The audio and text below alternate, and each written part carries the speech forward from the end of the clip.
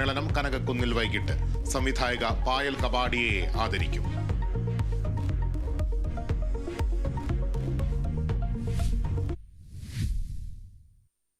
Christmas ചോദ്യപേപ്പർ ചോർച്ചയിൽ MS സൊല്യൂഷനെതിരെ crime branch കേസെടുത്തിരിക്കുകയാണ്. പ്രാഥമിക അന്വേഷണത്തിന്റെ അടിസ്ഥാനത്തിലാണ് കേസെടുത്തത്.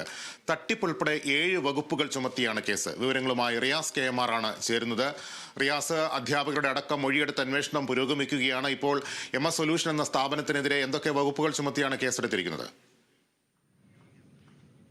ലിബീഷ്, പ്രധാനമായും തട്ടിപ്പുൾപ്പെടെ 7 വകുപ്പുകൾ ചുമത്തിയാണ് FIR രജിസ്റ്റർ ചെയ്തിരിക്കുന്നത്. ക്രൈംബ്രാഞ്ചിന്റെ തിരുവനന്തപുരം യൂണിറ്റാണ് ഈ MS സൊല്യൂഷനെതിരെ കേസെടുത്തിരിക്കുന്നത്. ഇപ്പോൾ ഇതുമായി ബന്ധപ്പെട്ട പ്രാഥമിക അന്വേഷണം നടക്കുന്നത് കോഴിക്കോട് ക്രൈംബ്രാഞ്ച് യൂണിറ്റിന്റെ നേതൃത്വത്തിലാണ്. കോഴിക്കോട് ക്രൈംബ്രാഞ്ച്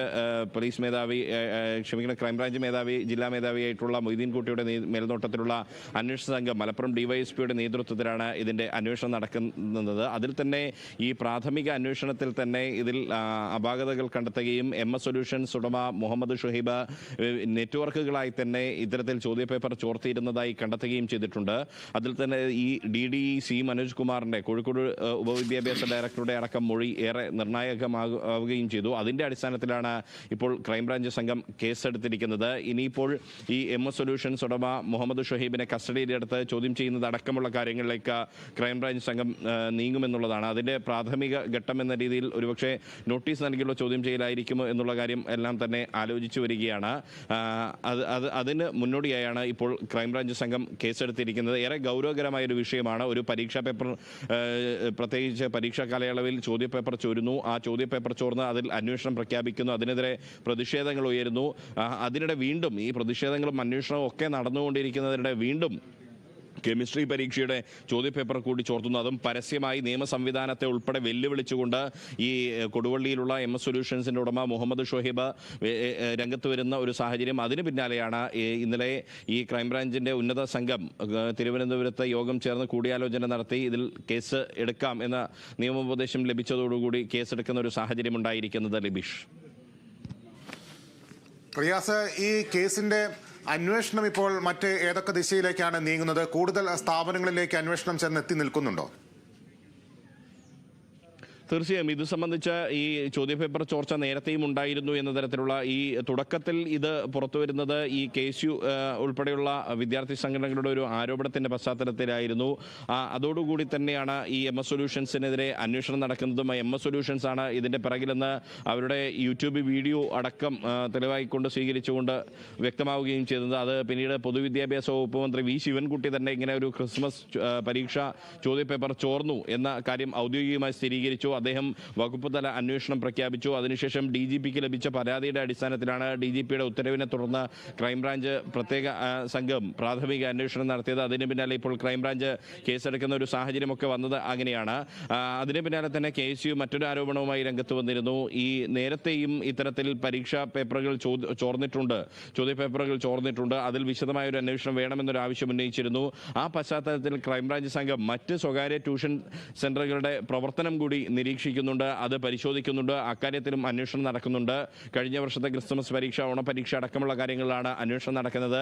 അതിന്റെ നിജസ്ഥിതി വ്യക്തമായതിനു ശേഷം മാത്രമായിരിക്കും അതിൽ കേസെടുക്കണമോ വേണ്ടിയോ തുടങ്ങിയ കാര്യങ്ങളെല്ലാം തന്നെ തീരുമാനിക്കുക. ലിബീഷ്, റിയാസ്, ഈ ചോദ്യപേപ്പർ ചോർച്ചാ വിവാദം ഇങ്ങനെ കത്തി പടരുന്നതിനിടെ വടകരയിൽ നിന്നൊരു തീപിടുത്തം റിപ്പോർട്ട് ചെയ്യുന്നു. പ്ലൈവുഡ് കടയ്ക്കാണ് തീപിടിച്ചതെന്ന് മനസ്സിലാക്കാൻ കഴിയുന്നു. എന്തൊക്കെയാണ് ആ വാർത്തയുടെ മറ്റു വിവരങ്ങൾ?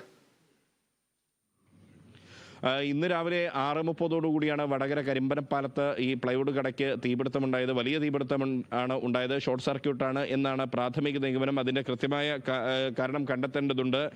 B2 ഹോംസ് എന്ന് പറയുന്ന ഒരു സ്വകാര്യ സ്ഥാപനം, ആ സ്ഥാപനത്തിലാണ് തീപിടുത്തമുണ്ടായത്. ഉടൻ തന്നെ വടകരയിൽ നിന്നും എല്ലാം തന്നെ അഗ്നിരക്ഷാ സേനയുടെ 2 യൂണിറ്റ് സ്ഥലത്തെത്തിയിരുന്നു. കൊയിലാണ്ടിയിൽ നിന്നും പേരാമ്പ്രയിൽ നിന്നും എല്ലാം തന്നെ ഫയർ എഞ്ചിനുകൾ എത്തിക്കുകയും ചെയ്തു. അങ്ങനെ ഒരു 1.5 മണിക്കൂറോളം പരിശ്രമത്തിനൊടുവിൽ അല്പസമയം മുൻപ് തീ പൂർണ്ണമായും നിയന്ത്രണ വിധേയമാക്കാൻ സാധിച്ചിട്ടുണ്ട്. ലക്ഷക്കണക്കിന് രൂപയുടെ നാശനഷ്ടം സംഭവിച്ചതായാണ് പ്രാഥമിക നിഗമനം. കോഴിക്കോട് നിന്നുള്ള വാർത്തകളുടെ വിവരങ്ങൾ നൽകുകയായിരുന്നു റിയാസ് KMR. കൊച്ചിയിലേക്ക് പോകാം. എറണാകുളം കോതമംഗലത്തെ 6 വയസ്സുകാരുടെ കൊലപാതകത്തിൽ ദുർമന്ത്രവാദം സംശയിച്ച് പോലീസ്.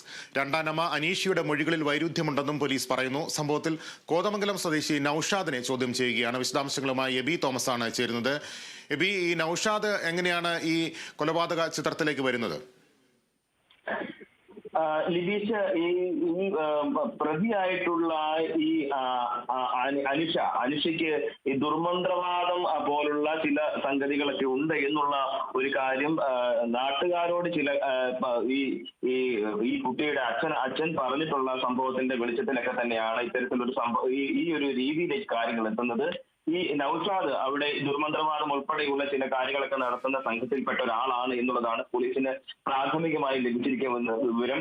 ഇതുമായി ബന്ധപ്പെട്ടാണ് ഇയാളെ ഇന്നലെ തന്നെ കസ്റ്റഡിയിൽ എടുത്തിട്ടുണ്ടായിരുന്നു എന്ന നിലയ്ക്കുള്ള വിവരങ്ങളൊക്കെ തന്നെ പുറത്തു വന്നിട്ടുണ്ട്. പക്ഷെ അതിനുശേഷം പോലീസ് നിഷേധിക്കുകയായിരുന്നു. തുടർന്ന് ഇന്ന് പക്ഷേ നൌഷാദ് കസ്റ്റഡിയിലുണ്ട് എന്നും ചോദ്യം ചെയ്തുകൊണ്ടിരിക്കുകയാണ് എന്നുള്ള തുടങ്ങിയിട്ടുള്ള വിവരങ്ങളാണ് ഇപ്പോൾ പുറത്തു വന്നുകൊണ്ടിരിക്കുന്നത്. നൌഷാദിന് ഇത്തരത്തിൽ ദുർമന്ത്രവാദം പോലുള്ള ചില കാര്യങ്ങളുമായി ബന്ധമുള്ള